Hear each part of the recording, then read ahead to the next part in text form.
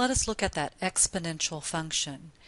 It really has the easiest derivative. The derivative of the e to the x function, known as the exponential function, is itself. But in general, if we have e to a power, then the derivative is e raised to the power times the derivative of that power. Let's just practice a few. So here we have e raised to a power. So I'm going to let u equal to x squared plus 5. So then we need the derivative, which would be 2x. So dy dx is going to be 5, we're just going to keep that constant, multiplied by 2x times e to the x squared plus 5. So we're always going to have back the original function multiplied by the derivative of that power. And I just put it in front to make it look a little bit prettier. Then we're going to clean that up. And that's all there is to it. Let's look at the next one. So again, we have e to a power. So we want to let u equal to that power. And let's write it with a negative exponent. Then the derivative of that would be positive 6x to the negative 3. So dy dx is going to be exactly what you started out with, multiplied by the derivative of that power. And again, I'm just going to put that in front. It looks a little bit prettier. So we could write that a whole bunch of different ways. We could write it as 6e to the negative 3 over x squared power over x cubed, or leave it as is. So number 3, hopefully you can recognize this as a quotient rule. So I'm going to look at that bottom function of e to the 2x plus 1, and I need to find the derivative. So the derivative of 1 is 0. So now we're going back to that e rule. So always exactly what you started out with, multiplied by the derivative of that power.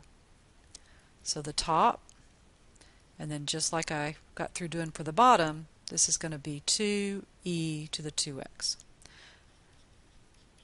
So my quotient rule says the bottom times the derivative of the top, and we can multiply in any order, minus the top times the derivative of the bottom, divided by the bottom function squared. Now I think we could clean that up just a little bit because they have some common factors. So I see that they both have an e to the 2x, actually a 2e to the 2x. So I'm going to factor that out, e to the 2e to the 2x.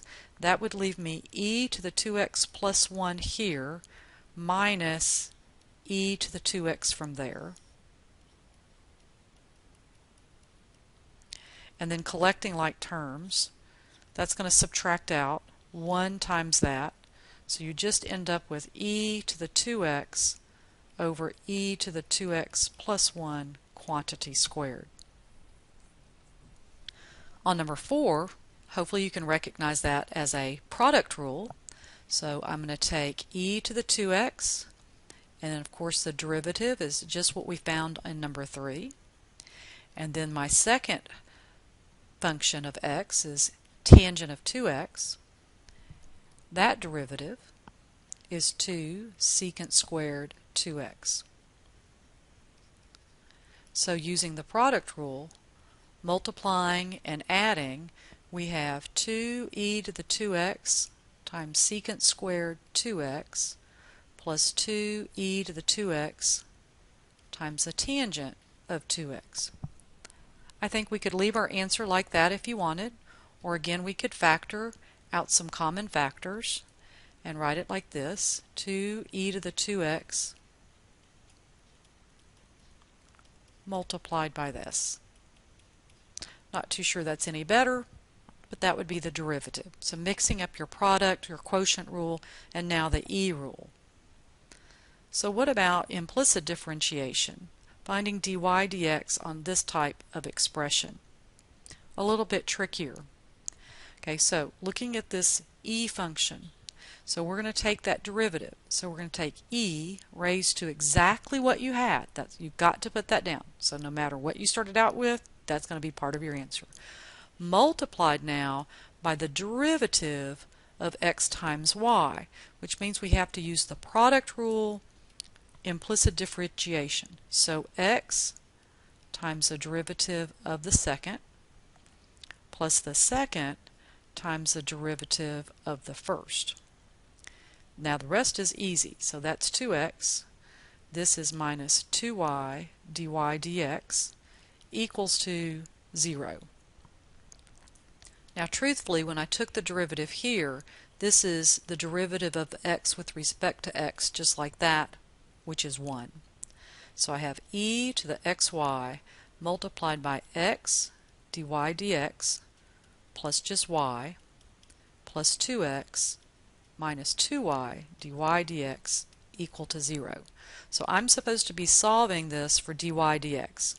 So I have to get all those together on one side of the equal sign. So that's just a little bit of algebra.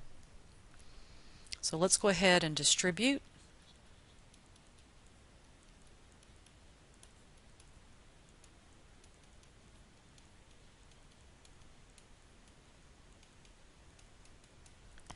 And now our terms that have dy dx, I'm going to keep those on the left-hand side and factor out that dy dx. And put these other terms on the other side of the equal sign. And then the last step I have to do to solve for dy dx is just divide both sides by this expression. So dy dx is going to equal to negative y e to the negative xy minus 2x over x e to the xy minus 2y. Sorry, I did not allow myself a whole bunch of room, but hopefully you can see that. So just a review of implicit differentiation. Now this last example here, before we look at integration, is a little bit different. It says show that the function y equals f of x is a solution of this differential equation. How in the world do we go about that? What is this asking? Here's the equation. We're saying, does this value of y make this equation true? Well, we need to know what y is, which they give us, but I need to know the second derivative.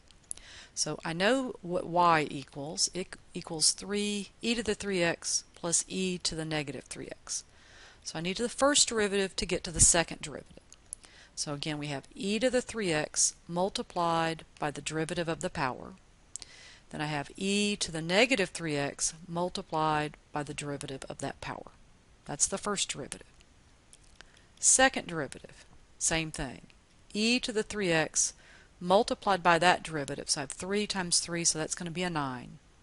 Then I have e to the negative 3x, and I have a negative 3 and a negative 3, which is positive 9. So that's my second derivative.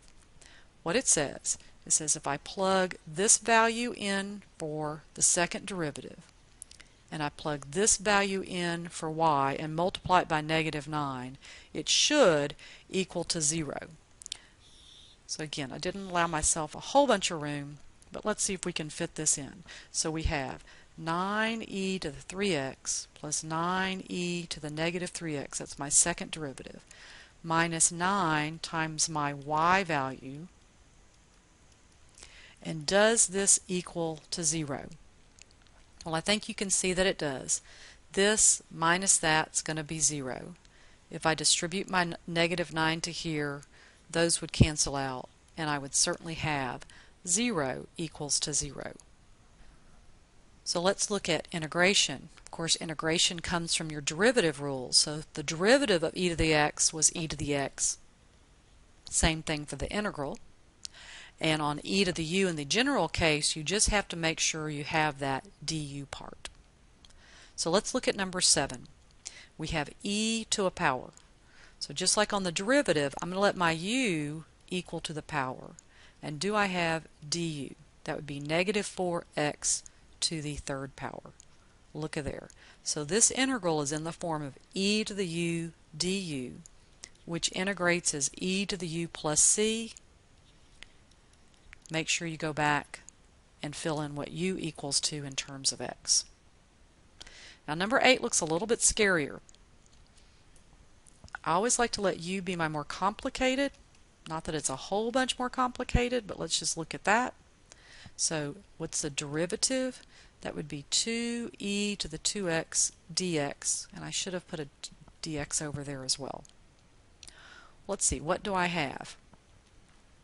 Well, this is equal to that, so I just need to get rid of that 2.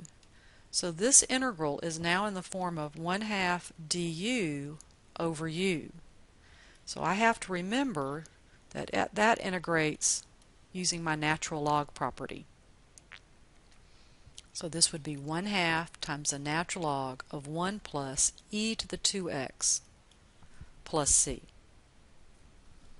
Now number 9, I am dividing, and since I have a monomial, I can divide each term, meaning I can break this up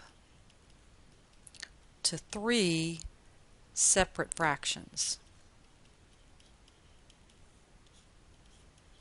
And then maybe I can reduce. Okay, so let's remember, if I have the same base, I can keep the base and subtract the exponents. So 2x minus x is x. That's going to divide out, and then I'm going to write this as e to the negative x. So integrating e to the x is just e to the x, 2, which is a constant. Now here you have to be careful because I have a negative. So if u is negative x, du is negative dx, and I have to compensate for that negative. So I'm going to have a negative e to the negative x plus that constant. Now number 10 is a definite integral, and so you can kind of see it looks like number 8 in that probably going to let u equal to 5 minus e to the x. So du is going to be negative e to the x dx, which is almost what I have there. I just have to compensate for that negative. So in general, not looking at that definite integral, in general that's going to be negative integral of du over u, which would be that if it was an indefinite integral. But since it's a definite integral, let me go back and write it in terms of x, and I want to evaluate that integral between 0 and 1. So I'd have negative natural log of 5 minus e minus 5 minus e to the 0. So let's see, that's negative 5 minus e. Negative times negative is positive, natural log. So e to the 0 is 1, so that's going to become 4. So I have 5 minus e plus the natural log of 4. Now that's okay, but you could also rewrite it, since we have a natural log subtracted, you could combine it and say, hey, that's 4 over 5 minus e, and put your answer, looks a little bit prettier. You could also leave it as that. So remember, on the exponential function, here's your rules for derivatives, very easy, and your rules for integration, also very easy. Just on the integration, you need to make sure that you have that du part.